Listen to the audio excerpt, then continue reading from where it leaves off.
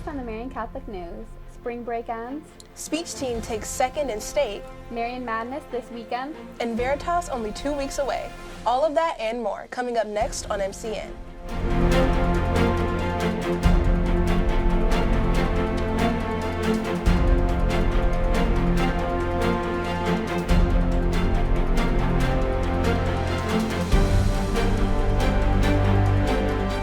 Hello, I'm Evelyn Roan. And I'm Trinity Slaughter.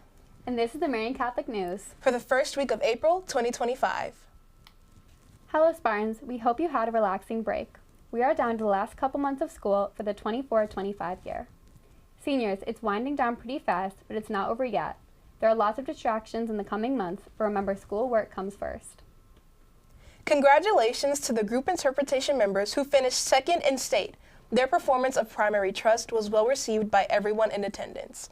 Thank you to all the members of the faculty and staff who attended and cheered our team on. Marian Madness takes place this Saturday, April 5th in the Leadership Center. There are for $35 entry fee, which includes a full buffet meal and unlimited beer, wine, and pop. Raffle tickets are available for $30 with the grand prize being over $3,000. All proceeds go towards Marian Catholic athletes. No one found the Queen last week. That means you have the next chance at winning. How do you play? You can purchase tickets at Rudy's at Bellagio's, or even easier, you can purchase your tickets online. The current jackpot is $11,000. Will it be your turn to reveal the Queen? Have you purchased your ticket for Veritas yet? Veritas is Marian Catholic Scholarship Gala, with all money raised going directly to scholarships for our students. Last year, the gala raised over $200,000. In addition, the gala also inducts several memberships into the Marian Catholic Hall of Fame. This year's inductees include Andy Gasparo, class of '87, Dr. James Seagart, class of '01, longtime coach and teacher Ron Gillanti, and Becky's Warriors. Tickets are now available. The Black and Gold Brew is open in the Leadership Center. It's the newest sensation to sweep the school with all the best drinks and treats for everyone to try out. Make sure you stop by and see what they have to offer. Remember that the brew station will close when there are 3 minutes left in each lunch period. Students, remember that in addition to creating a smart pass to leave your room, you must also have a hard pass in hand whenever you are in the halls. You may also not be in the hallway with headphones or your phone when going to the restroom. Again, all these rules are for your safety and the safety of others in the school. And speaking of cell phones, all cell phones must be placed into the cell phone pouches when you enter the classroom. Cell phones may not be out in class. Cell phones may only be out during passing periods and during lunch. This means you may not have your cell phone with you if you are in the halls at any other time, including going to the bathroom. You will be surprised just how easy school is if you pay attention to your teacher and not your phone. Let's also keep on top of that dress code, students. By now you all know the rules on what you can and cannot wear while in the school building. As the spring weather fluctuates daily, you may be wearing shorts today and a winter jacket tomorrow. Jackets need to find their way to your locker. Always keep this in mind if a prospective student and their parents are in the halls. How do you want them to see you? Take pride in how you look every day. Be proud to wear your Spartan colors. We can only get one chance to make a first impression. Let's make it the best it can be. In national news, protests and violence continue across the nation directed at Tesla and its primary stockholder, Elon Musk. Those who work at a Tesla dealership and who drive Tesla vehicles have been suffering damage to their vehicles and bodily harm from those who are protesting. Many shots have been fired at dealerships and cars have been set on fire to protest what people believe to be a danger to America. In other national news, it seems the internet was in a tizzy last week when some people believed that Chipotle was declaring bankruptcy and closing down all of its restaurants.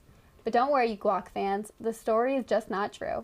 In fact, they plan to open an additional 345 restaurants this year. And we'll be right back after this.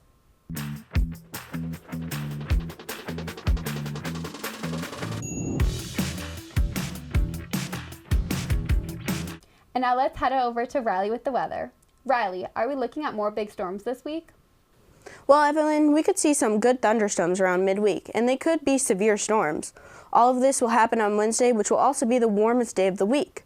Temperatures will be in the mid-40s today, pop up to the mid-60s on Wednesday, and then back into the mid to upper 50s for the rest of the week. Saturday could bring us another chance of rain. Overall, you can look for the next week to be cloudy with the sun occasionally popping out.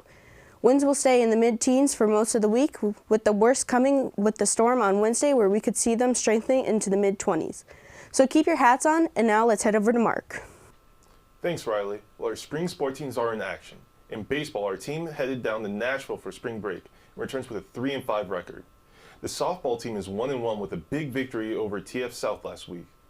The women's soccer team has had a tough start going 0-2, and our men's volleyball team since at 1-4. Remember, you can check out all the action for volleyball and, weather permitting, our outdoor sports right here on MCN. In college basketball, the Final Four has been set with Auburn, Florida, Duke, and Houston getting ready to dance for the men. And on the women's side, 2 of the 4 teams are in, and they're UCLA and South Carolina. And now, back to Evelyn. Thanks, Mark. Happy All Fools' Day, everyone. Yes, today is April 1st, which makes it April Fool's Day. But just what is its origin? It would seem there is no clear answer to this. Every country in the world seemed to have its own story for the creation of this day. The earliest maybe reference is from Chaucer's Canterbury Tales in 1392. The first time in France was 200 years later, in 1506. And in Britain, the first mention is in 1686. And as far as what fooling someone means, well, that also depends on what country you're from. In Nordic countries, the newspaper will publish a completely false story on page 1. In Scotland, a letter is given to someone, and upon reading it, it must be passed to another person, each person being the next fool. And on it goes from country to country. And I'm Evelyn Roan. And I'm Trinity Slaughter. And this is the Marian Catholic News. For the first week of April 2025. Have a good week, Spartans.